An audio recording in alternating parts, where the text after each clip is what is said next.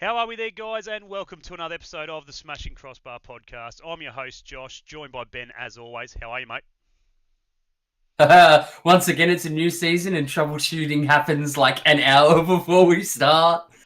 Mate, it wouldn't be a 20th season of the Newcastle Jets without a little few teething issues, honestly. That's one way of putting it. Yeah, exactly right. As long as everyone can hear us and see us, that's a bonus. So, fingers crossed for that. Welcome everyone. New season ahead. 20 years, as we just mentioned. It's been a long 20 years as a Jets fan, let me tell you. Plenty of ups, plenty of downs.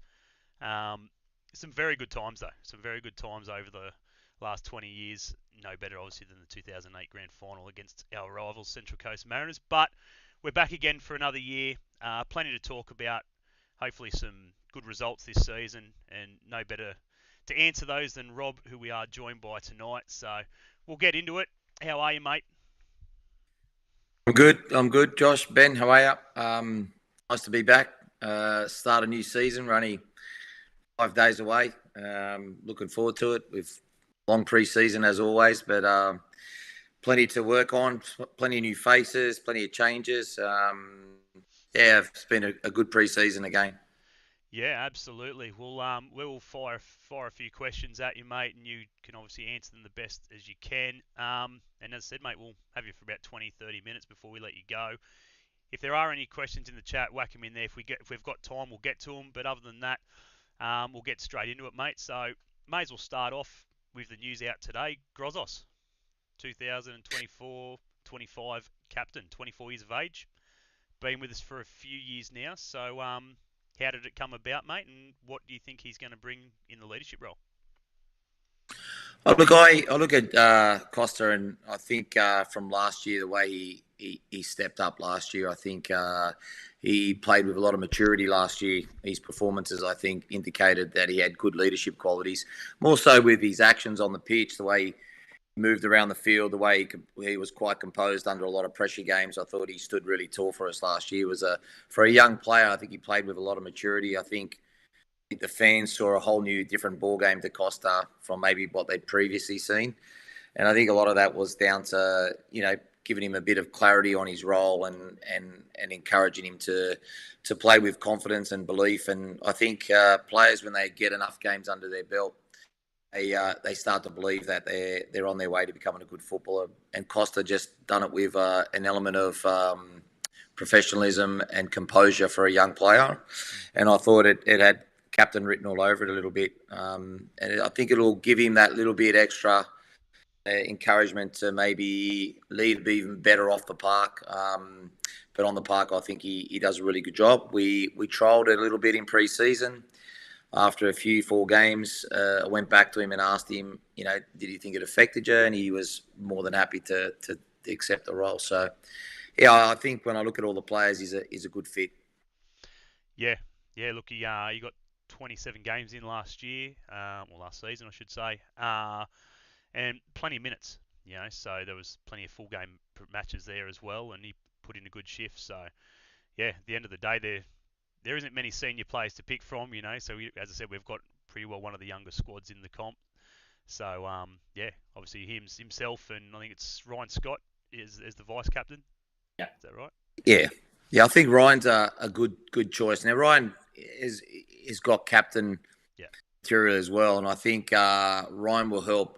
Together, I think they'll be a good leadership partnership. Ryan is a type of guy. Scotty talks a lot, and I think he had a great season last year, first up as well. And I think set some good standards. I think him and Costa combined, I've leaned on them a little bit. They're both mature guys for young guys. They both have a real good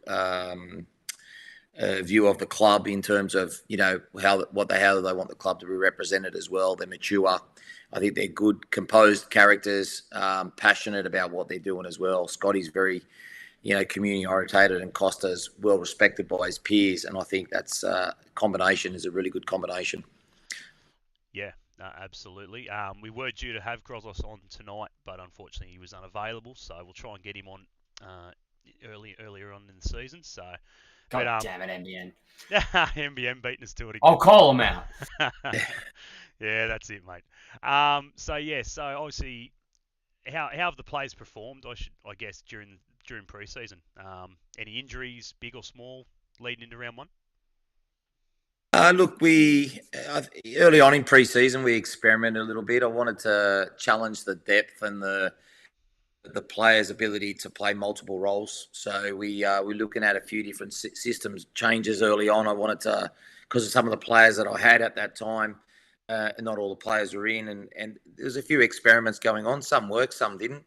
But it was a good enough time to try it in some games, and then I'd revert back to the old system. So a little stop-start part of the program. I used that time to experiment, but also with the cup where we were in the cup, and then when we weren't, I created extra time there to give more running into the legs of the players in non-competition. So I had to sort of divide the way we prepared the players a little bit just to make sure that I knew they wanted to do well in the cup. So we put ourselves in a position where we could be really competitive. At the same time, we needed to accumulate volume training, strength training, and then power training in the last bit now. So it's been really good. The players have tested really well and got through pre-season well. We had a lot of away games at the end of pre-season just to replicate the start we have to endure. And also when we went to Perth, we fully loaded the players and had a short turnaround just to challenge them in a really an uncomfortable environment because of there's a few games where we real short turnarounds, 70 hours or 68-hour turnarounds with flight travel. So I wanted to see how we pulled up, put the players under pressure, and to be fair, they did a really good job. And we also used that Perth trip to work on some team building and also some values and things that what it means to the players to play for the club and why do they play and what's going to help them focus for this season and key things that we need to have every week. And the players did some little bit of work on that in groups. So it was a good opportunity to have an extensive leadership group. And they were really good about it, to be honest. And we got some valuable meetings and stuff happening while we were away. But a couple of little niggles that we need to address for the first game. So I'm hoping I have a full group of players to choose from. We may have a couple that may be struggling a little bit, but I'll give them as long as they need to be ready. I'm hoping we have a full clean health and that, but it's not always the case. So we'll just have to deal with what we have, and it's just be ready to go. Yeah, not too easy. Sounds good. Happy days, mate. You got the next one, Benny? Yeah. Heard a lot about our new Brazilian import, Wellison, if I'm correct. Wellisol. Yeah. Wellisol. What can fans expect out of him? Willie was when I started to look at him, I was looking at strikers, out and out strikers, just to go a bit of like for like, and then missed out on a couple that I was looking at. But also I was looking at a sort of wide range of players, and then Willie popped on the radar. And he just caught my eye. He flexible. He can play up top. What caught my eye was I think he's got a few qualities, and we've already seen in the last 3 games he's played. There's an element of creativity, and when he can get the ball in some key areas, and he's already set up a couple of goals. And I just like the way he can get away from players at times. He's quick, he's sharp around the edge of the box. He has a creative mindset at times when he needs to be. I think over time he'll be flexible where he can play as well. In a pocket, in a wide area, a second 9. Use him as a second 9 just to ease him in, less responsibilities, and give him a free rein as well. And it's working well with him and Lockie Rose. The combination's going quite well at the moment. But considering he's only played 3 games, he's actually hit the ground running quite well, moving well. As I said, he was heavily involved in 2 assists in a goal in Perth and the first goal against Sydney the other day as well. So, yeah, I think there's a few elements where he might surprise people a little bit and excite people at the same time. So certainly he's made a good impression with the players. And I actually think there might be a few goals in him. he didn't score a lot of goals from his areas, more creating opportunities. Yeah. But the way he finishes in training, the way he in around the box there, he gets in the positions. I think he'll contribute with goals as well, which is what I'm hoping to from him. So yeah, he's settled in really well. He looks in tremendous shape, and that's even before he sort of joined us. So he's I think there's a lot of gains there over time. So for he's only played 3 sort of 45, 45 and 60. I'm pretty happy with what he's been able to contribute so far. Yeah, I think from a fan's point of view, we straight into the stats and who is he, where's he from, what's going on. And yeah, we definitely seen that there wasn't a great deal of goals out of him, but what it didn't show was obviously stats and his assists and all that sort of stuff. Which when you look at him a lot, and a lot of the players, especially the ones out of Brazil, you look at guys like Tulio, Doca, guys that have come out here and done really well. Bobo was another one, did exceptional, same agent.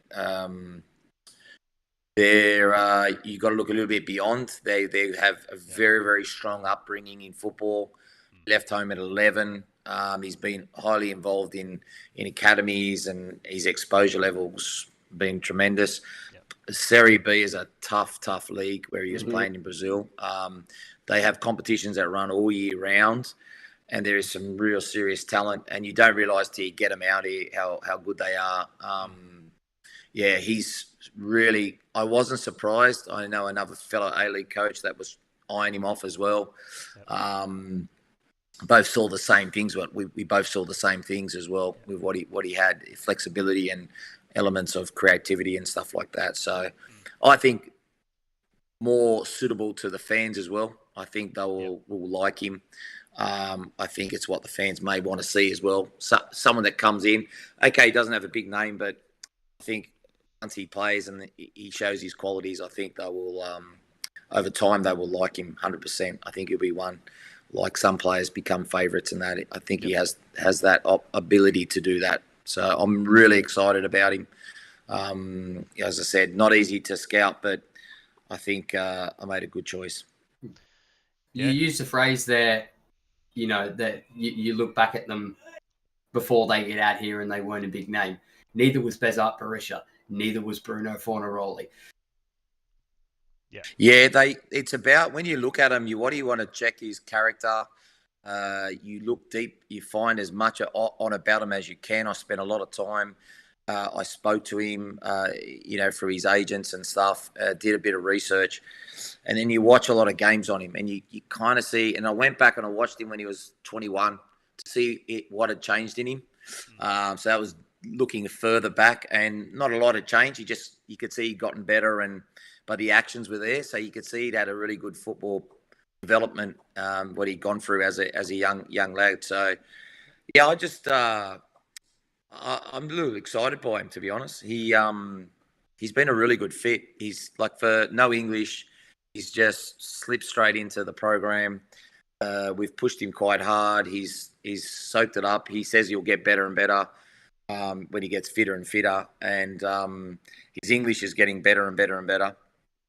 He's learning English. He's making a huge effort to integrate himself in the community and stuff. So I'm really excited by him. I'm quite confident that over time he will do really well for the club, and he's a great age. I think the age is a good thing. So he's very hungry to do well, and wants to do well for the club. He knows it's a great opportunity to be here, and very excited by him. So seems like a very good person first and foremost. Great character, hard worker, and there's some element of excitement out of what he does. Yeah, at the end of the day, as fans, it's we're keen to see what the internationals can do, and we've had some good ones. We've had some ones that have come out here for a holiday. But at the end of the day, as you said, I think for me the age is a big factor. He's hungry. He's still got plenty of, I guess, years ahead of him that he can really do well out here and hopefully hang around, I guess. But at the end of the day, make a bigger name for himself and chase a bigger competition at some point. Yeah. Fingers crossed, not too. But soon. he wants to be here, and I think that's the most important thing. Exactly. He really wanted to be here. And I think when you talk to players, and I had lots of conversations, and I could see he really wanted to be here. I went and saw him when he first arrived, and he was excited. He's down to earth. He's working hard to integrate, and they just work hard. You can just see the quality in him, and I think him around the players, I can tell by the players, they're the best indicators. I'll let you know where they think he's at and what he's doing, and they're quite excited by him. They know he's going to bring something different, and he's got a bit of fight in him as well, which I liked. Didn't take a bit of a backward step, so I like that. He's going to fight. He's going to have the spirit of Newcastle when he plays. I can just sense it, so I'm excited. I hope he becomes a fan favourite. I think the fans will love that, and I think just we need to give him time, but he's already indicated what I've seen that he might move quickly, which is good. So, because he come late. Oh yeah, he came late. Yeah, I had to wait. It's a drawn out process, but I'm glad I was patient. It always is. It's I'm sure the other coach is probably spewing too. No, it's a drawn out process, and a lot of clubs. I spoke to Steve Corrick the other day. He just got his last foreigner now, so I know Sydney were really taking a long time to get their guys, and it's just a process you have to go through, and it takes time. So I don't think people realise the amount of work you got to put into it. It's you just don't click your fingers and they turn up. You really got to watch a lot of video and do your research, and it's draining, but at the same time, if you get the right one, it can make your season. So exactly. No, very good. What do we got? We're talking about transfers and players and so forth. We've been hearing speculation. Jacob Dawes, I should say, has been forced into a medical retirement. But obviously the club's yet to say anything officially. Can you relate anything on that? Is that sort of... Look, he won't play. He can't play. He hasn't trained any sessions this year. He went through it last year, and he's seeking further advice, I think, for the PFA to the process he's going through, which is a very drawn out process. So for him, I can see that can be depressing for his point of view. Absolutely. So he's only in and out slightly in and around the club at the moment. Doing certain things and that. I think he's done a little bit of community work as well. But obviously, when he can't play, it's difficult, and he's had he's an injury that hasn't responded or recovering fully. He's had a lot of bad luck when you look at his career, but like I said, he won't play at all because he hasn't trained as well, so he can't, unfortunately. But it's one of those things. That happen, and you can't do much about it. Yeah, look, fingers crossed to him that something good comes out of what he's going through, I guess. And because at the end of the day, a Newcastle boy, and through the NPL system here and everything else, he was a great talent. So it's stressful, So it's not nice. There's a lot of things that players go through every day, and when you have something like that, Oscar Fryer did his knee ACL, and he was looking fantastic. So they've all got these challenges that they have to endure, and sometimes your path changes, and it's not good, and you've got to manage that somehow as a coach. It's not great, but we've got to keep moving forward. Every players have issues, I guess, at some stage. Yep. Yeah, no, absolutely. We were just saying then that Corica got his last foreigner in. Obviously, we've got a couple of blokes out and injured and what's going on. Is there any chance of more movement in the transfer window, or are you happy with what you've got? No, we definitely. I'm keeping the things open. I think we might be one player, possibly two, short of our full squad what we need. So, but at this stage, just managing what we have. And if I bring someone in, I would like to bring someone that I think can contribute to the team. And that's something I want to look at where we might be a bit short. So we'll be tested. But, look, last year we probably had a few more players. We had a bit more money to play with, I think. Obviously, there's shifts in the finances with the league and that, which can affect the club. So that's why I took a different approach, try to find players that are flexible, play multiple positions, test us out. the depth that way, create a bit more with less, so to speak. Yeah, I think we've done well, considering. Yeah, look, mate. Yeah, it's definitely on the fans' mind. You know that there's no secret. You look at the squad we've got; it's a very youthful squad. Plenty of talent. You know, from what we've seen in pre-season, and Eli Adams obviously scoring a few goals in pre-season, getting around pretty well. Is there any of those guys really stood out for you that's improved, I guess, since picking them up, signing the contract? Yeah, look, there's been a lot of with the players, like for instance, Thomas Aquilina has scored 3 goals in the cup, I think, or 3 goals he scored in pre-season. The improvement in him has been tremendous. He surprised me with how much he's been able to do in pre-season. He's barely missed a session. His game has improved dramatically. So whatever he's been doing, he hasn't stopped, quite frankly. Eli Adams has shown some great glimpses at times. It's great to have Lockie Bayliss back on the park. He went away with the Olympics. Obviously, that was a great experience for him. We haven't had any goals from Clayton Taylor, but he had a big year last year, so I haven't been too concerned with that. He also went away with the 23s. Justin Vidic popped up with goals, also selected in the under-23s recently. Ben Gibson arrived straight away, hit the net a couple of times, made a tremendous impression. Rosie's come on, scored a couple of goals as well. He's hit the net against Sydney, I think twice. Scored in, he might have scored one in the cup. So, like, I've been pleasantly surprised about all players. Yeah, it's been pretty spread out. It's been pretty spread out from us, like in the goal department as well, which is nice. You know, like normally you sort of see the 1 or 2 main guys that are sort of scoring each week in pre-season friendlies, but there's plenty getting in and around it. You know, even Ingham got one obviously in the cup. Ingham, Sush has scored. I think Mark Natter scored. I think Groz has scored. Cal Timmins, I think, hasn't at the moment. I think Wilmering hasn't. So I think everyone else is, and Clayton Taylor, I think everyone else has actually scored a goal. So that's really pleasing because it's basically how I saw it. I saw contribution by many players. I feel we have a lot of change-ups off the bench this year. That's the one thing I try to create more depth to. When everyone's fit, you can make a triple sub at any time, and I'm confident with who comes on. And to make the 5 subs would mean it's for me. I don't see it as a problem because everyone's played at different stages and shown me something really good. So they all bring something slightly different to the table, which is really good. And you see that in different goals. Like I said, Eli Adams last couple of games scored a couple. Prior to that was Thomas Aquilina. Rosie scored a few. Wellesol's created a few goals already in a couple of games. So Vidic has been scoring a couple of goals. So they just spread out. I'm really excited by that. And I'm just. I think we're just a team we've focused heavily on improving ourselves as a collective, and making sure that when we play, we're fully aware of what we need to do. Get ourselves in a position where we can control the game or manage the game. I think we've come a long way in that area there.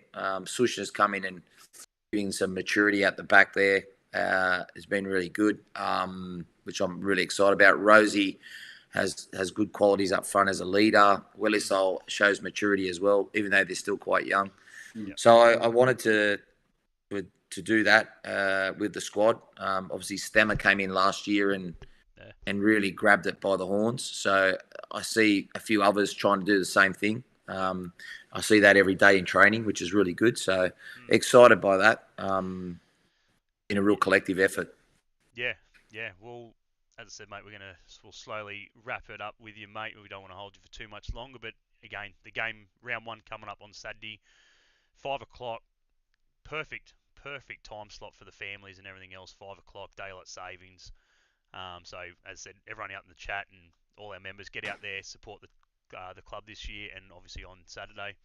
Nearly at 8,000 members, I've been told. So we're getting there. Keep getting your memberships up and get your tickets for obviously the season ahead. But big task. Obviously, round one, Melbourne City. There's no question. You look at you virtually experience against a lot of youth, as is Bay. Look, it's a great game to play first up. Absolutely. I actually excited by this game. I spent a lot of games against aggressive teams like Sydney and Perth this year, Wellington. I played teams that really wanted to test us. MacArthur was a test. They won the cup. Yeah. Every time we've played them, we've been super, super competitive. And so I'm really excited by that. I've tried to prepare for this game as best I could by exposing them against top opposition in pre-season. And I'm really excited. I think you don't win games on paper. You have to win them on the pitch. And, last year we had 6 wins, 10 draws. We put ourselves in a position to win a lot of times. I like to think that if we get in those positions this year, we'll be able to carry over and get the points when we need them. So I'm not worried about who we're playing or the quality of what their names are on paper. I'm only concerned with what we can do as a group, how we going to get there, how we going to achieve that. And you've got to suffer a little bit. And now I believe we've set ourselves to win games.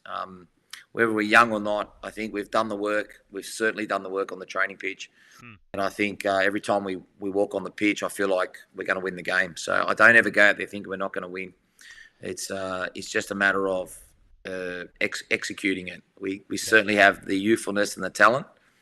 And again, I'm hoping down the track you'll look back on this group and say we had an unbelievable squad because of where they've ended up or what they've achieved. So, and you can look back in history at Newcastle where I think they've won the league, and you look at some of the names that were there, Taggart and guys like that, and where they've gone on with their careers. I feel we have a group like that, and it's whether we can achieve something special or you'll see these players at some stage do great things. Just that with the group, the way they work, the way they're hungry. So, yeah, young or not, this year we want to win more games, and that's our focus. Absolutely, mate. Have you got anything to add, Ben, before we let him go? No, I'm pretty good, man. Pretty good. Sounds all pretty good.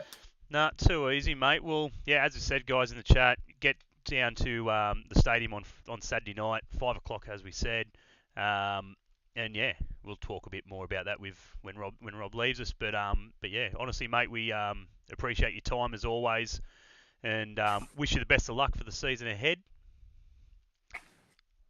Thanks, guys. Appreciate it. Absolutely, mate. Yeah, as I said, we'll get you on obviously through the year, see how we're tracking. Hopefully, as you said, a few more wins, and yeah, happy days, mate. We appreciate it. Good luck. Thanks very much. Thanks for having me. No worries, mate. Cheers, guys. Cheers, mate. Cheers, mate. No worries. Rightio, there we go. Yeah, we appreciate Rob for jumping on, giving us a little bit of his time today. Yeah, big season ahead for him, and the Jets obviously. So, yeah, what do you reckon, Ben? What are you thinking Saturday?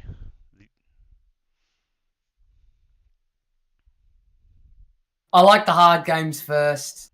Yeah. I like the hard games first. Yeah, I think it's a good test, as Rob said. It's a good test to sort of get this one out of the way early. Yeah, but look, at the end of the day, as Rob said, every game's just a game. Anyone can beat anyone on any given day, and I'm sure these young boys are definitely keen. They're hungry. They want wins, and yeah, definitely. Hopefully, a few goals between everybody, as we've seen through pre-season. Yeah, well, that's the plan. Welcome everyone in the chat. Obviously that we haven't seen or spoken to. Let me just. Apologies while I fix cameras because it's fix, broken. Yeah, it never goes to plan. It never goes to plan. Rob seems to be frozen in the background there. Yeah, he's frozen. It's all good. I was going to say, yeah. And then you watch, he'll disappear, and then it'll screw with the cameras again. And I know, right? I know. What was I going to say? Technology, mate. The fun stuff, eh? As I mentioned, guys, 8,000 members, just under 8,000 members, which is pretty good. We're tracking well with that. So if you haven't got your memberships in, be sure to go do so. How many people have got their membership packs? That's the big one on everyone's lips. Everyone's sort of, I've got mine, and I haven't got mine, and Not sure. Must be sort of... There it goes. There it is. There it is. And now all the cameras are broken again. Nah, that's all right, mate. It's all right. I'll fix that up for us just really quickly. But what? Yeah, in the chat, anyone got their memberships pack yet? Their packs yet? Let me just get rid of that. Now I can move that. I'll move that down here somewhere. There we go. One day. Yeah, anyway, mate, you scroll through that list, Benny. What do we got next that we can chat about? I'm fixing this up. There we go. Yeah, I'm fixing mine too. Because only because my feed will end up going to the new, because we haven't discussed this about chat yet, to the new video podcast on Spotify. So you'll be able to watch the podcast now in full video like you do on YouTube. You'll be able to watch it on Spotify now.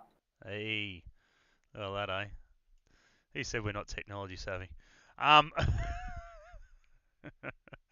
Rightio, there we go. Apologise. It's a work in progress, but yeah, we're getting there, mate. It is. Anyway, oh Jesus, I'm friggin' massive on my screen here. Don't mind me, guys. Yeah, be big. That's what the space is for, mate. Yeah, why not? We've got to fill it out. But yeah, for those that don't know as well, we've changed up the formula a bit for the podcast. We'll get some housekeeping stuff done first. We've changed up the formula a bit for what the go is now in the running order for the podcast for this season. Josh and I are going to try and tightly compress everything as best we can now, to which we have a template document to which we will run through so you guys can, once we know the format, you guys can then learn the format of how the podcast is going to run. Yep. So at first it will be things about the Jets, the game that was, the game that's coming up. Any guests, if we have those as well, will be in that first section. Before we move into more broader things. Yeah. Don't mind me. Yep. Which that section we're about to start now. Yeah, obviously, what have we got? Is that a number up from last year? Yes, Chris. That number on memberships is well and truly up from last year. I think, don't quote me, but we weren't at 8,000 members last year. There's no way we were. So obviously they're doing the right. They're going in the right direction. You know, you can say from a club point of view. Moving forward, I know they had was it like a business luncheon? Jets in Business. Jets in Business, I think it was. Yeah. Has been launched. Yeah. Yeah. So that was launched the other day, where pretty much they put on a breakfast and so forth for local businesses that want to get involved and so forth. So you know, they're doing a bit more in the community to get the name out there. Obviously, Hoffy's doing his I was about to say, time for Hoffy to earn his crust. Yeah, mate, that's it. So Hoffy will be out there sort of doing what he needs to do and all that sort of stuff. What do we say? Thoughts on the active support for this season? Well, obviously, that ties into what I was just sort of going to go into. As we said, in that general rundown section. The game Saturday night, obviously 5 o'clock. You know, family time slot. Happy days there. Pre-game meetup. The new home, Thirsty Messiah. Benny, you haven't been there yet, mate. When you come up, we'll take you there. It's a bit of a little new sort of hip and vibe, sort of little friggin' joint there across the road from Broadmeadow High School. Do live bands on Saturday nights and all that sort of stuff, and yeah, it's a trendy little. So we're talking like a craft beer pub like I would get here in Brunswick. Oh, absolutely, mate. Top knots galore. Don't quote me, but I've heard that there's like 20-something different friggin' flavours of beer on tap and stuff like that. It's all that sort of. Well, that's great for those that drink beer. Yeah. Yeah, I don't know about anyone else. But yeah, so there's plenty going on there. I think they're starting to meet up from about 2 o'clock on Saturday afternoon. The march is around 4:15 from memory. Mm-hmm. So be sure, get in there, family friendly. You know, bring the kids and everything else. Get in, have a beer beforehand, meet new people. They're trying hard this year. New name, Squadron Nova Castria, I believe it is off from what I've seen now. So tying in with the old Squadron days, keeping with obviously the Terrace Nova Castria sort of theme as well. But yeah, it's the meet in the middle we've been asking for like 3-4 years. Absolutely, trying something a little different. Everybody wins. And fingers crossed. The old guards stay, and the ones that have sort of been in charge of Terrace Nova Castria and so forth. Hopefully they stick around and get behind it and don't just sort of, you know, just sort of leave just because of the name change and stuff like that. It really needs as much support as you guys can possibly get into it. From our point of view as fans. So yeah, be sure get there if you can. If not, get to the game absolutely. So what have we got there? Fly over before the game, I believe as well. There you go. Not too sure, but again, it'd be great, right? This is 20 years of the Newcastle Jets, round one at home. This is where everyone's going to be looking for it. Round one is going to be buzzing, and the home teams are expected to perform. They're expected to sort of put on a good show, and for the crowd and for everyone watching back home, obviously on the TV as well. So yeah, absolutely. Get it happening. Fingers crossed they do a flyover. That'd be fantastic. What else you got, Benny? Our opponents, mixed bag of performances on the pitch, including a goal fest in the round of 32 against Perth. Yeah. So obviously we talk about. Oh, for God's sake, it just doesn't want to listen. We talk about the. What was I going to say? We talk about the opponents, Melbourne City. Mm-hmm. Massive. As I was mentioning before, they got plenty of experience in that squad. Doesn't always mean much, but at the same time, it's massive. It's a big thing. It's the likes of Naboot and Lecky and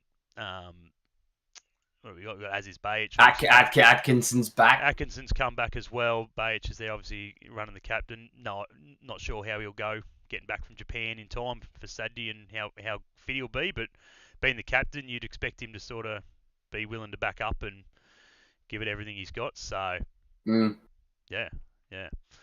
But yeah, as I said, they had a pretty good run this season. Like mixed bag of results. Didn't really get to where they wanted to in the Australia Cup and going down to Perth, as you mentioned. But anything's possible with a side like that. What have we got? So it's going to be interesting. What have you thought of the kits, Benny? What have you thought of the kits, the Jets kits, new kits, the A-League in general? I seen a thing come up the other day. It's like a photo of just like all the home kits of this season. Yeah, I saw that earlier. And I was disappointed that it was only really Heinz two fans. What do you want about? Heinz only fans taking the piss. Absolutely taking the piss. Good on you, mate. What was I going to say? Freaking God, Neve I've had to go back and double check. Come on, mate. Seriously. He's trolling. You've put me off my topic. But yeah. Yeah, I have seen it. I have seen the graphic. If I was the kit sponsor for MacArthur, I'd be wanting my money back. Because you can't fucking see it on that kit.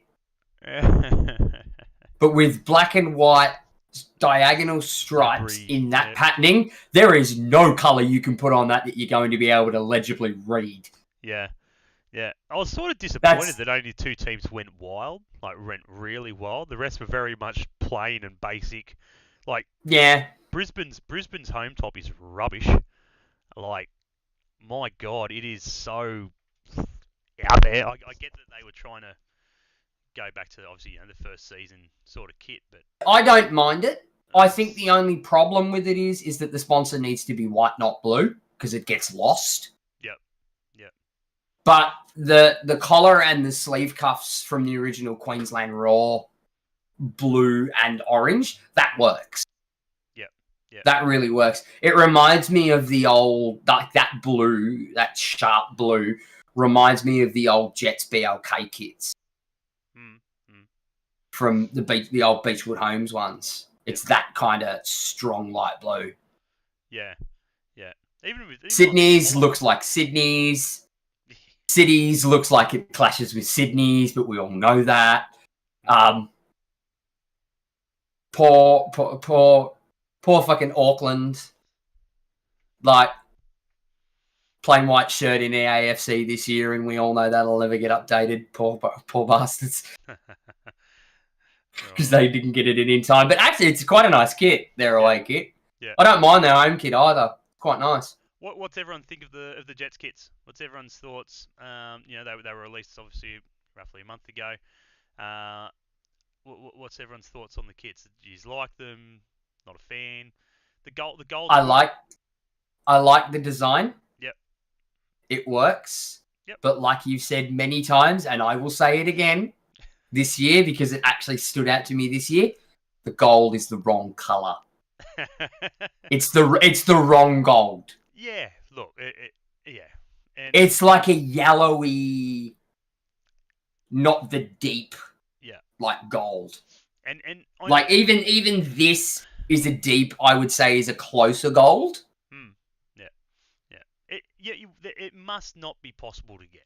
Right? Let's just call it what it is. Maybe once we're done with Legend, we can move to Reebok and they can pull out the old rolls of. Absolutely. The old rolls of gold, maybe. maybe Reebok might be the only. We'll have to go back to get it because obviously. Yeah, the design I like. Yeah, I do too. It's very old school. It's original. Yeah. As close to the original as they can get it. Absolutely. Can confirm flyover on Saturday from Morris. So thanks for that, mate. There you go. It's definitely happening. So, which again, great touch, right? Great touch, and thanks to the RAF for helping us out with that, putting it on. Mm-hmm. So, but yeah, look, the kits were good. The kits were good. I'm not opposed to them. The away kit I like. I like the away kit. The away kit, I'm a bit 50-50 on the away kit. Don't get me wrong. You know me, I love me a RAF kit. I love me a RAF kit. I actually had one on yesterday. But I think it's one of those ones that I'm going to have to see in person. Yeah. Maybe, you know me, I'll buy it regardless of whether I like it or hate it. Yeah. But I'm going to have to really look at it. Although I will say, this year is probably the first year since Western United's inception that I don't want their away kit. Oh. Gone away. Controversial. I would happily buy and store away in the cupboard for historical purposes every single Western United away kit up until this season. This one, it's a bit It's a bit meh. There you go. Just quickly, just in. This just in. So, I'm not 100% sure Breaking what news. time. I'm not sure what time it's going to happen, but I've just had confirmation from Morris himself that there will be a $200 on the bar at the Thirsty Messiah from me, so from him personally, for Squadron Nova Castria. So get in early. Get in there from 2 o'clock when they're meeting up. That'll be gone by 2:05. It'll be gone by 2:05. There's no question about that. So be there, get in early, get as many of yous in there early as you possibly can. Big thanks to obviously Morris for supplying the $200 worth of free alcohol to the Jets fans. Let's put it, not just Newcastle. Squadron Nova Castria, but call it what he is. He shouted around to 20. He shouted around, absolutely. I've heard from previous supporters and fans that he has been known to do it in the past. So big ups to him, and we appreciate that. And if that doesn't sort of show that the club's trying to do the right thing and move forward and go in the right direction to do what they can for the supporters, and it's fantastic. And so be sure, get down there, tell your friends, get everyone down there. Get in early, 2 o'clock. You might even get the chance to meet him if you haven't already, and get a photo and so forth. I'm sure he'd be happy to. Okay, 300. What can we do? He's just put it down to 300, guys. What can we do to up him? Come on. There's got to be a number or something like that. We've got to... Surely there's other owners, Morris. Obviously, Morris is tuning in. He's listening to the podcast as we speak. So, because I'm not texting this. This is literally him coming. So... surely there's others out there that can chip in as well. There are other owners, guys. There's sponsors. I I don't know. There's got to be a number of supporters in there. X amount of. Porter Newcastle's going to give everyone a piece of coal for their stocking at the end of the year at Christmas.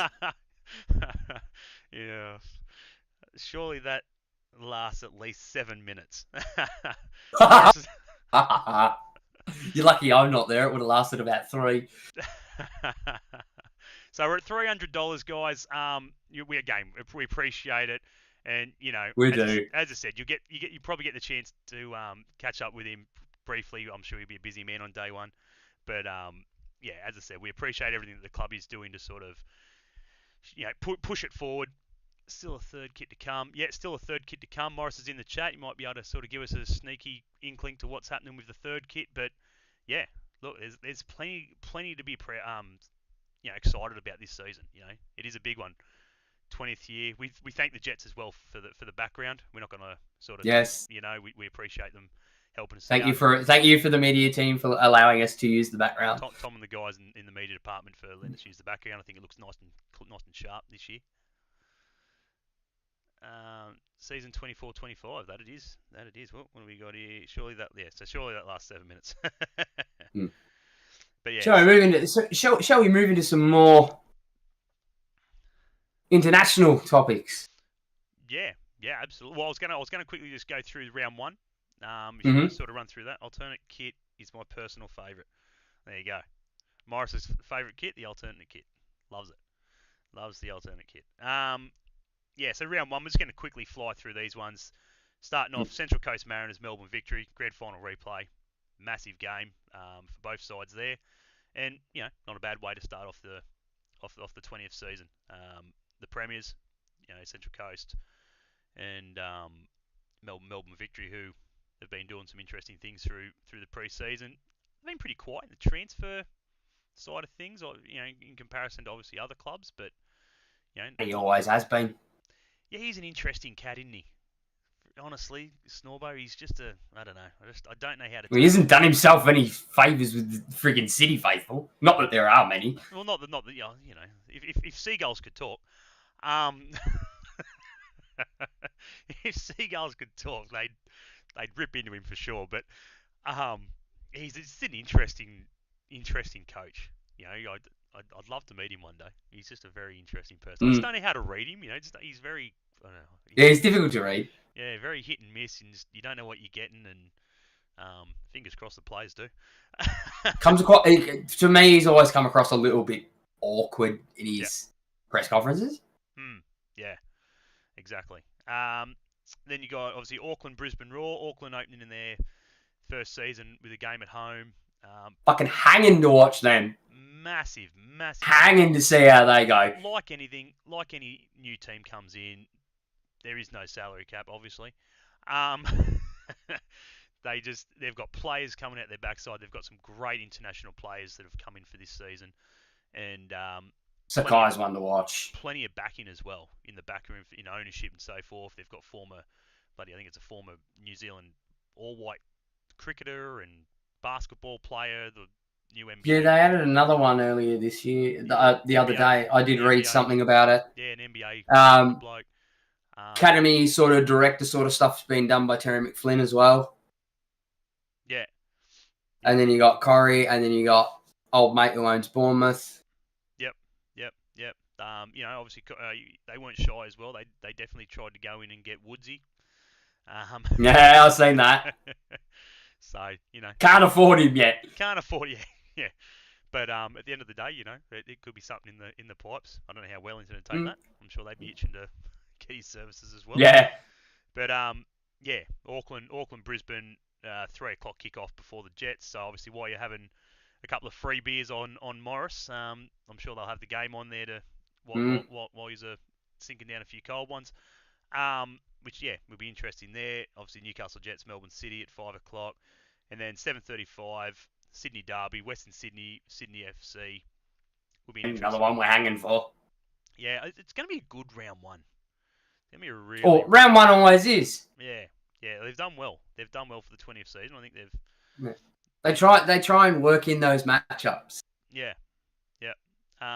Wellington Phoenix against Western United is the other fixture. Obviously, the first fixture for Sunday, 2 o'clock. over the ditch. Round one, just like obviously their inaugural season for Western United, they played Wellington then as well. So back again. They haven't There's a history when it comes to a lot of that sort of stuff. Like the first games, they're not just your standard, well, this team and this team. There's a lot of depth into. They've really, really thought about how they're doing it this year. Yeah, exactly right. That won't work anymore, Luke. We'll discuss that later. What was I going to say? Obviously, we said, what was I saying? Wellington West, and then Macarthur Perth to round it off. Obviously, Australian Cup winners, Macarthur. Been slapped with a ban. Yeah, I see. transfer embargo. Geez, Dwight York's absolutely shafted the hell out of them. Happy 20 years. Comes in first inaugural season, wins the A-League, Sydney FC, everything else. Comes back after, what was it, 18, 19 seasons, and it takes them to the cleaners, unfortunately. So they got a transfer ban there. What's that, next year as well? I think. Until they pay off the $300,000. Until they pay off 300,000. So there you go. That's going to be. That's from what I read, from the reports I read. Yeah, so it's going to be interesting. Allegedly. Very interesting. Very interesting to see what comes out of that. Perth Glory. Look, it's going to be an interesting game. You know, everyone's going to be out to win, and I haven't seen really too many major injuries. You know what I mean? No. Like sort of come out and everything else. So everyone will be sort of, pretty good percentage of ready and raring to go. So Perth have done all right. Obviously they've got Taggart and they've picked back O'Neill back up and everything else, and MacArthur. O'Neill, Williams. Yeah, Williams as well. MacArthur's obviously lost a few players and so forth, but again, Australian Cup, they proved obviously against the Jets. We had that game dead and buried. Should have been over. And they weamed their way back into that one. So yeah, very interesting there. But yeah, but that's round one anyway. Obviously the remaining fixtures. What else have you got, Benny? International. Talk a bit of international football. Oh, okay. You give me the sad one. Give me the sad one. Sorry, mate. We'd like to place on record our condolences for George Baldock, formerly of the Greek national team, ex Sheffield United fullback who passed away earlier. I think it was late last week. Over the weekend. Suddenly, tragically. Yeah, late last week. Got a bit of a personal connection. Had him in a Road to Glory many years ago. Yeah, can't remember which team it was, but yeah. Yeah, he was definitely a talent. Obviously, moved back to Greece, and he was at Olympiacos, I believe. And obviously, good result for Greece. Obviously, something like only 48 hours after finding out that their teamemates passed. They wanted to move the game too, and were denied.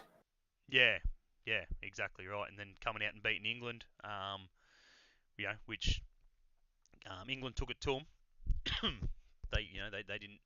So they definitely wanted the victory. So it wasn't like a sympathy sort of victory or anything like that. The Greeks wanted to prove a point, and obviously England were, they're down to what is it now? England were being England. Yeah.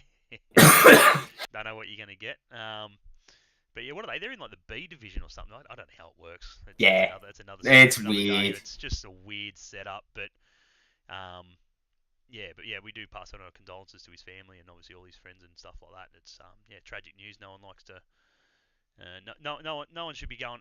Should be passing away at such a young age, and especially with such a talent like that. So condolences to everyone involved around him. But it brings us obviously to the same sort of topic, regarding how many games these guys are playing. There's been so many injuries in this international break, so many players that have missed international call-up due to injury. Allison's now out for Liverpool. We scraped away with that. Luckily the keeper we had done his job. But it's everywhere. A lot of the big countries this international break were without a lot of stars, Dembala and all that, Spain and so forth, missing. Just to name a couple there. But there's plenty there. Are these guys sort of playing too much football? Do they not? I don't know. It's a lot of football.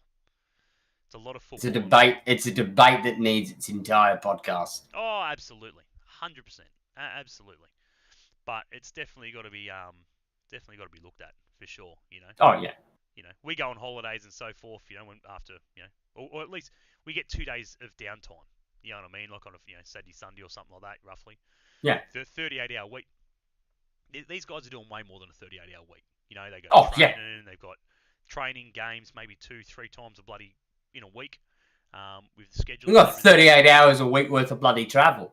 That's what I mean. Some of them. That's exactly it. Like these guys obviously on God knows where they're back and forth traveling and everything else. Let alone trying to get 5 minutes of downtime just to see family and kids and stuff like that. It's I know a lot of people will sort of say, they're on friggin' millions of dollars. I'm like, well, that's not them, So actors, but they only make one movie for that certain amount of $1 million. Yeah, that's right. That's it. It's 3 months Like, time, and it's an interesting topic for sure. You know what's happening when you sign up to do a movie. You're going to work for 6 months, flat out, and then if you want, you don't have to take another movie, and you can have the next 6 months off. When you're a footballer and they turn around and say, right, your contract says 38 games, and then they go, oh no, you're doing you're doing just under 50 now. Yeah.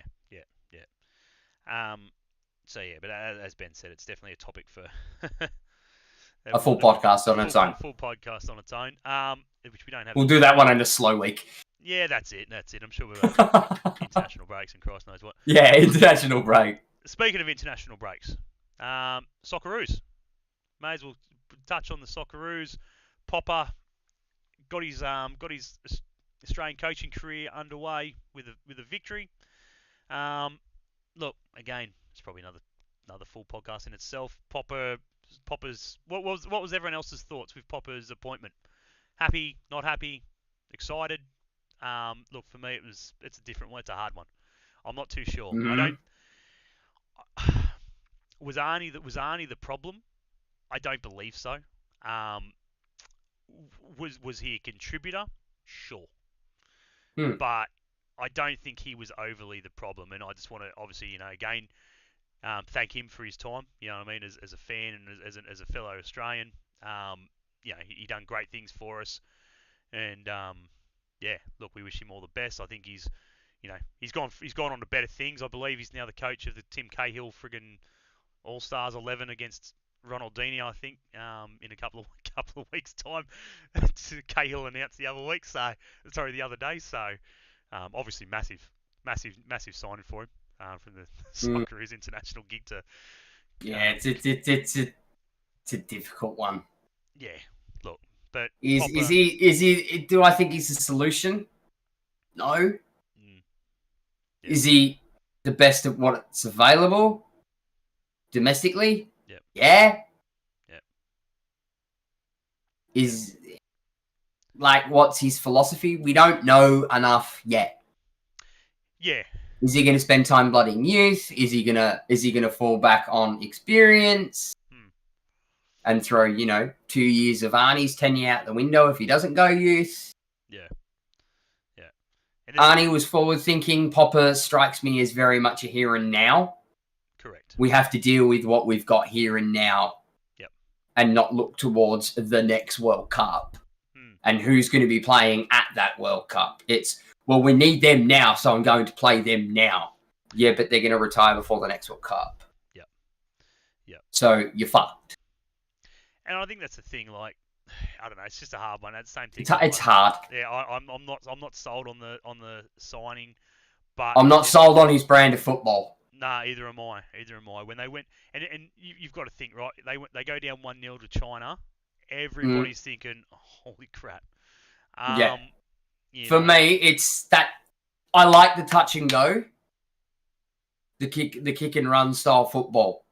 Right? The pass is off, they're running. The pass is off, they're running. And that works. Understandably, they haven't had time to work on it, so it's a bit sloppy. But even against China, we turned over way too much possession. Yeah. Way too much. If we'd have played that exact game like that against Saudi Arabia, we'd have got thumped. Yeah. They would have punished us for every single turnover.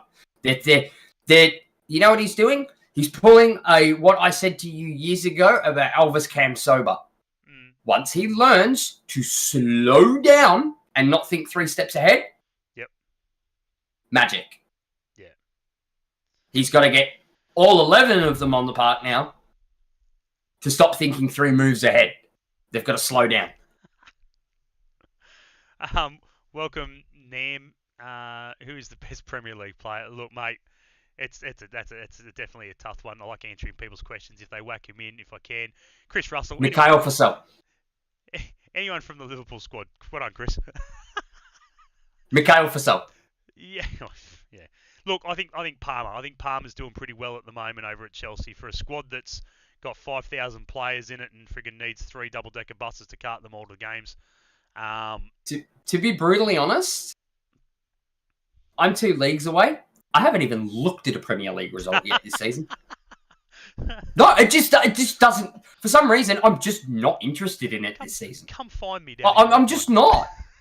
No. But I'm just not interested in it. Oh, look. Normally, I used to get to work on a Monday morning and go, oh, yeah, what were the Premier League results? Or if there was a game on that, I've seen, I'd just be like, oh, yeah, that's all right. I might give that a watch. Not once has that happened yet this season. Yeah, exactly right. And it's not because we're flying in League One. Yeah, look, as I said, who's the best Premier League player? Look at, so many different people. There's plenty of good talent in the Premier League, and it speaks for itself. Past and present. It speaks for itself when when people say it is the best league. It's where the best players want to be, and you look at the best players. All the best players have played in the Premier League, right?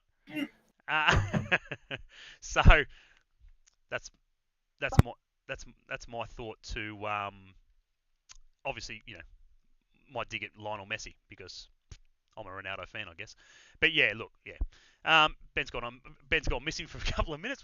Oh, there he's back. There we go. No idea what happened there. But Child, well, spectacular. We are no professionals here, guys. So if everyone's joining in for the first time, I'm very much. Don't go anywhere near stream. Cameras off, mics off. Dad's first podcast, second. Only because they know fucking better. Anyway, talking quickly, going back to the Socceroos, went a bit off topic. Playing Japan tomorrow night, massive game. It is going to be make or break for me with Popper. Am I expecting a victory? No. I think Japan are well and truly on fire at the moment, and their squad is ridiculously talented at the moment. If we get a draw, it'll feel like a win. Oh, absolutely. My biggest thing is, as Ben touched on, how he's going to approach this game, formation-wise, strategic, who he plays, who starts, who doesn't. I wouldn't be playing 3 at the back like he did it against China. Yeah, I was going to say. No way. 3 at the back might be a little bit costly for us in this one, but we'll see what happens there. Old school, 4-4-2. So big game tomorrow, as we said, 9 p.m. thereabouts, probably 9:30, but from 9 p.m. I thought it was like 9:55 or something. Yeah, something like that. I'm not too sure, mate. I've been on holidays, so. I know. So between after 9 o'clock anyway, obviously been in Japan, so it's going to be a later one. Be sure to tune into that one. We'll touch on the women's, obviously talking about the Jets. We've seen that Ayres is sort of taking a leave of absence. Hope everything's well there. Didn't state that obviously it's injuries or mental or physical, whatever. But whatever it is, we wish her the best of luck and hope whatever it is, she comes out the other side well. And she has stated that her career's not over. She definitely wants to play on. And she did. She also did turn around and say that I don't want to talk about it. That's right. And she'd be back with the Jets. So when she does return, it will be with the Jets. So she has sort of put her foot down, stating that she's if you do bump into her or whatever, don't bombard her. Just leave her be. Just leave her be. You know, say g'day or whatever it is. I'm sure she'll be more than happy to say g'day. But yeah, we wish her the best of luck. The girls went down 2-0 to the Central Coast in Cessnock. I heard that it was a big turnout out there and everything went well. Family like a fun day and all that sort of stuff as well. So if he's attended that, I'm sure the girls appreciated it. So definitely not the result though I'm sure they were looking for, but a good hit out, I guess. You know what I mean? Pre-season's well and truly underway, and season's again not too far away for that one end of the month. Speaking of good hit-outs, yes, City women, perfect group stage in the ACL. Absolutely. Which I know. They've put their hand up to be counted. I know it's not Jets related, but football women's football for one, Australian football for another, and I feel that there was no talk. Heard nothing, saw nothing. No publicity on social media or anything like that. Obviously, if you're a Melbourne City fan and you're part of their Facebook page, yeah, sure, you've seen it every second day. But for the wider footballing community, absolutely, and it looks like that, especially post Women's World Cup. Yeah, and the footage that I did have a look at City's Facebook page and so forth, it looked like it was aired.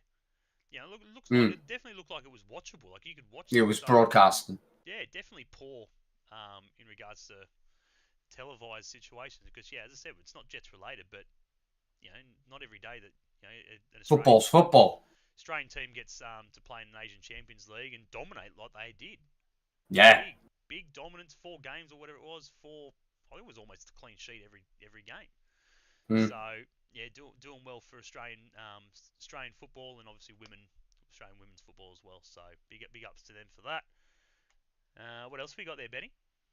Oh, there you go. Women's play. We move into our new section, which is pick something from the world of football that you found interesting and discuss. Oh, this will be clearly FIFA 20. This is not so much a discuss, but more of a what the fuck moment. Oh. I understand that in your state and in the state above you, NRL is a big thing. Yep.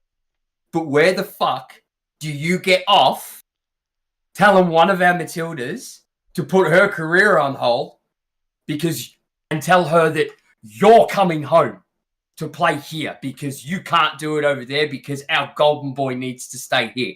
Fuck off. Fuck off. Oh, mate, sorry. Rant over. Do you want to enlighten everyone else in regards to what you're talking about a little bit? Because they're all probably just going... We're talking about the well-publicised now relationship between Panthers NRL player Nathan Cleary and our very own Tilly, Mary Fowler. Yes, it's an interesting topic. It's been around and around and around that Cleary might go to England to play Super League, and he might go to the rugby union over there and play, and and all that sort of stuff. Paid player if he went to the UK to play rugby. He'd be on 3 times as much as what he's on at Penrith, and he's 100%. So, but it came from the owner as probably reading into this too much, and I may say something that may get me into trouble. Oh, hot take on the first podcast. Who'd have thought? It came from the way that I interpret it is that it was very much he's going to come home. You're going to be there in the kitchen cooking him dinner like we're back in the 50s. Yeah. You will do what you're told.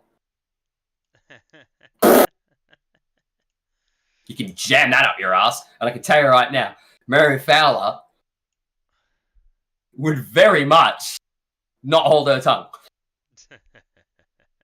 Put them in a room together. No cameras, no media, no nothing. Soundproof room. Yep. But just you tell him where to go. NRL media at its best. That's it, Lukey. Yeah. Look, at the end of the day, he has openly said that he would be the one having to move. Mm-hmm. Not the other way around. At the end of the day, she's on mega dollars over there. It's more than he does. So, yeah. To be brutally honest, though, yep. They've gotten exactly what they wanted. The media, out of me, and that is, let's put one code against the other in direct conflict. They've gotten their eyes out of me. Oh man, you gotta love it. You gotta love it. Look, for me, there's so much going on in world football at the moment that just sort of goes. There's a ton. So much, and honestly, I don't really have anything major, anything drastic that really stood out as oh my god. But just maybe we should call this section WTF.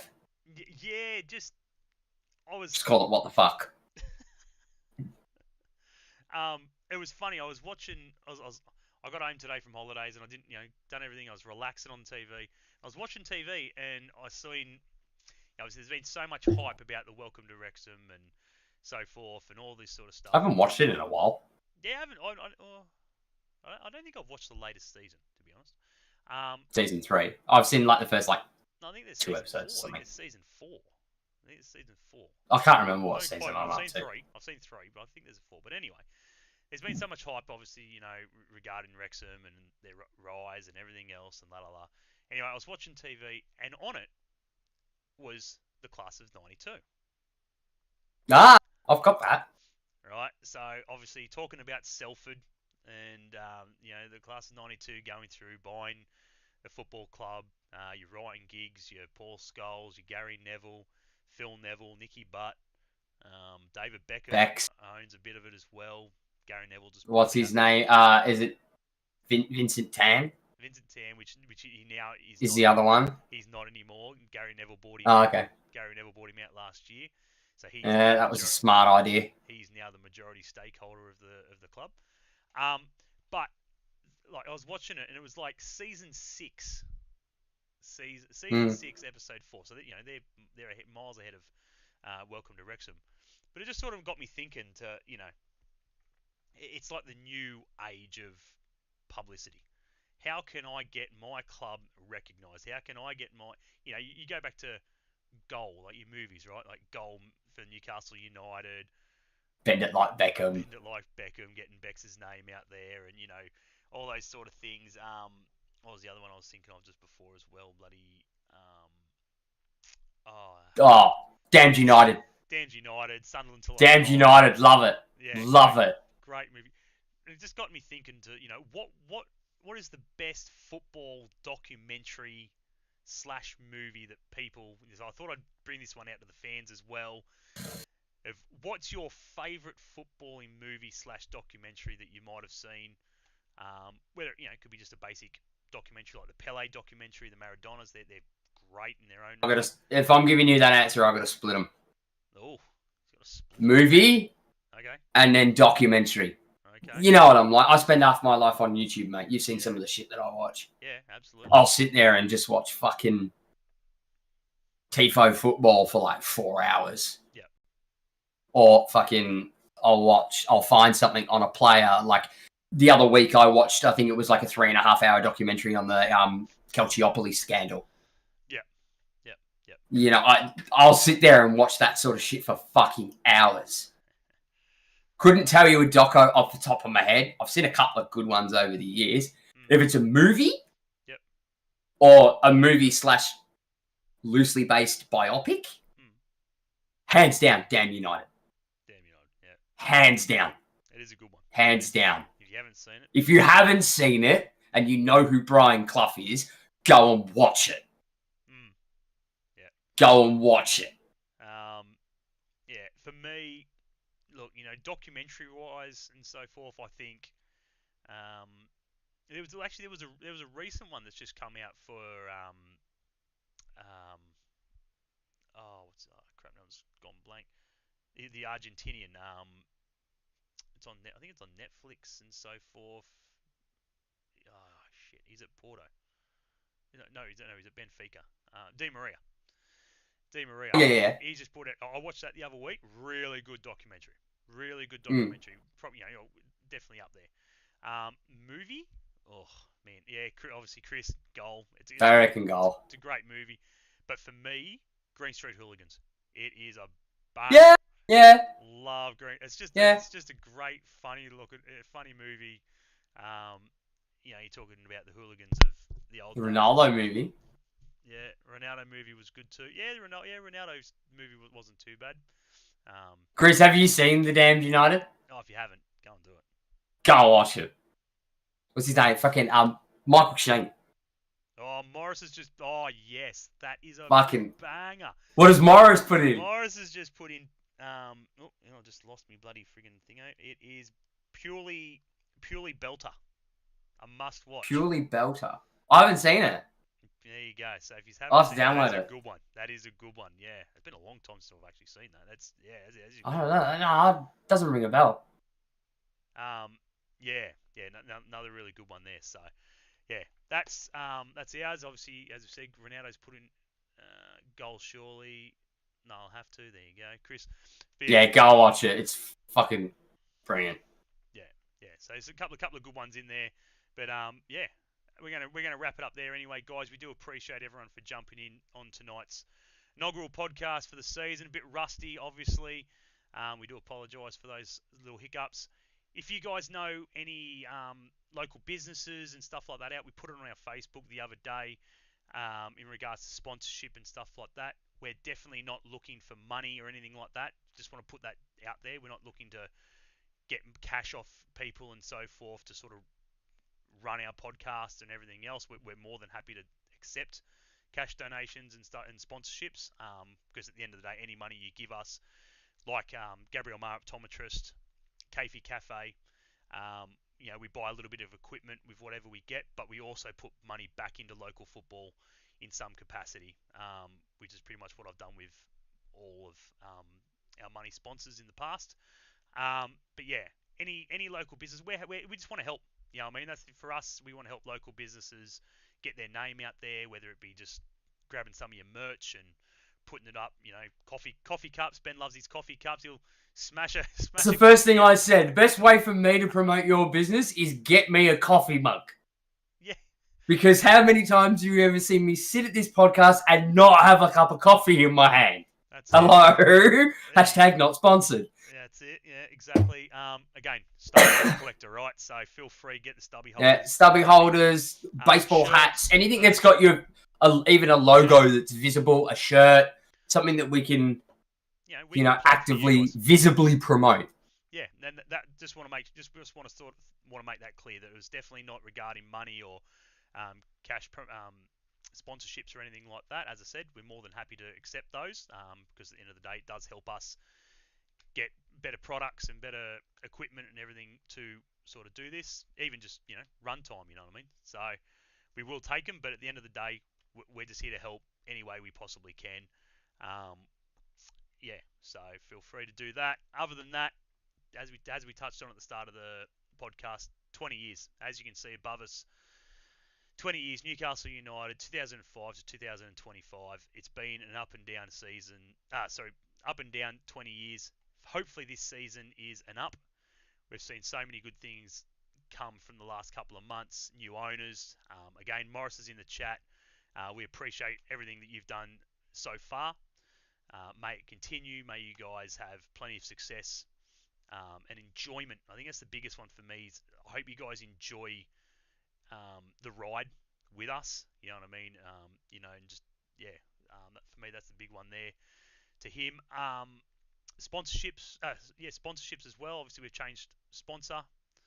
Sort of a no-brainer, I guess, with the ownership. But Inspiration Paints are still on board, and Port of Newcastle are they're on the sleeve now. Yeah, Port of Newcastle and a few others have sort of continued on. You got Ninja A-League Women's. Ninja, yeah, I did see that. Yeah, the Ninja. It's still not. I don't know. I'm not sold on it. I don't know. It's very. It was the whole even the Isuzu, and they started and they bring the bloody ball out in the Isuzu Ute and everything. I don't know. It's very. Corny. Oh yeah, just yeah. Anyway, Jeff Young, have you given Twitch the flick? I don't know. It's a Ben question. As mentioned towards the start of the podcast is going through a bit of a transitional period at the moment. We're actually going to really look at where we're focusing our attention for it. Instead of trying to spread it across multiple platforms versus little engagement versus the more structured format that we're going to be going with for this season. Look, we have to scale everything right back. We're talking everything from titles to thumbnails to backgrounds to what and where we publish. Yeah. So we're going to be transitioning a lot. Not only the video side will be on YouTube now, but you'll also get a video version for those that spend a lot of time at work. You'll be able to get a video version now on Spotify. So we're looking into that, and then just fixing up some of the things that we haven't really, some of the platforms that we haven't really looked at for the past 2 to 3 years, and going, do we really need this? What's the viewer engagement like on that platform? Can we push them towards a Spotify or a YouTube sort of thing? I think the biggest one for me has been again, this is just us literally just chatting to you guys now, and it's a lot of the stuff in the past has come out of Ben and mine own pocket, regarding either cash towards subscriptions and so forth for getting it out there and pushing promotions and getting it out to Facebook and all that sort of stuff. It doesn't cost. It's not free. You know what I mean? It's getting more and more expensive. But it also costs a lot of time. Exactly, and that was my next thing. And again, not that that's an issue. I'm happy to sort of spend a bit of money and so forth or whatever to get it out there, because I love what we're doing, and I'll support the Jets till I die, and I'll do whatever I can from my end as a supporter and fan. 100%. I'm no different. Not just the Jets, but Australian football and everything else. So I'll just keep doing it the best that we can. That's why, we do ask for a little bit of help in the background. And I thank Gabriel Mar, optometrist, and the Cafe Cafe, and previous partnerships we've had in the past seasons as well, for everything that they've done. Because without them, it may have been a little bit blander than what it has been. But at the end of the day, we're trying to make it better. We're sitting down a lot more with a little bit more time that we've got to try and come up with something a lot better. But at the end of the day, as long as you guys can get out there, share, post, comment, and just get to the games and so forth. That's a big plus for us, and that's pretty much all we want out of it. We're not here to make fame. We're not here to, as I said, as Ben loves to state, we're no journos, right? We're not here to, we're not spending 6-7 hours a day / 10 hours a week even finding information and crossing T's and dotting I's and stuff like that. So we appreciate you guys for coming in every podcast we do and sitting down and getting your questions in, getting your answers, your thoughts, and everything else in. Taking digs, I'm happy for it. Yeah. But even still, running the social media side of things, and we're trying to get everything to one centralized platform that can then disperse that information out to multiple platforms at once. Yeah. So in the social media side of things, when we post something on that, we use the Meta Business Suite. So when it goes up on Facebook, the exact same thing goes up on the Instagram at the same time. In essence, it saves me 3 minutes to copy paste the entire thing across from one platform to the other. But it's 3 minutes that I can spend doing something else. At the present time, currently trying to sort out Spotify for podcasters and getting the video podcast over there, whilst trying to navigate around that instead of having to waiting for YouTube to finish processing the video, which can take a day, to then have me download it and then spend the time to edit it and then re-upload it to Spotify for podcast, trying to do it in a time-efficient manner. Definitely gives us a little bit of thought of what blokes like Tom Logan at the Newcastle Jets media department goes through in the past. I'm not too sure right now, but in the past on his own, and obviously previous media personnel inside the club, where I know they've well and truly had to do it all on their own bat and their own time. Yeah.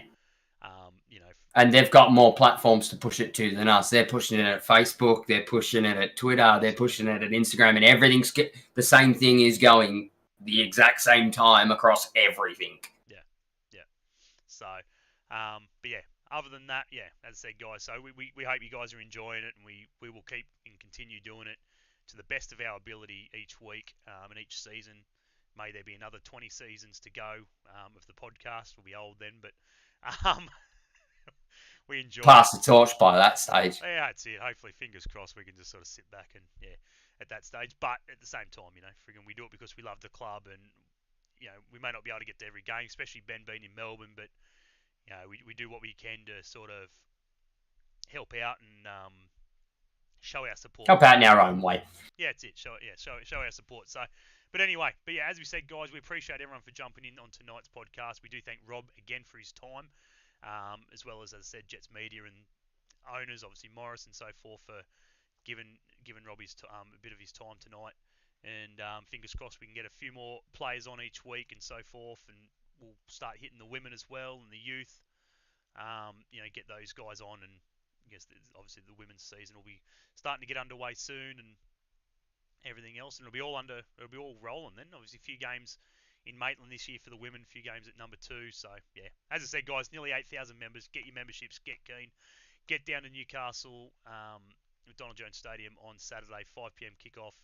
Not before going to the Thirsty Messiah for a beer on the owners, so on Morris himself. So be sure to get there. March, as I said, leaves at 4:15. Don't be late. It will go. They will go on time, no doubt. Beer in hand if they haven't finished it. And get behind the Jets this year. It's going to be a big one, and we can't wait to come along with the ride with you guys, and obviously with the club. So take it easy, guys. We'll catch you guys next week, and until then, Benny, as always, we hate Go Scum. Take it easy, guys. Cheers.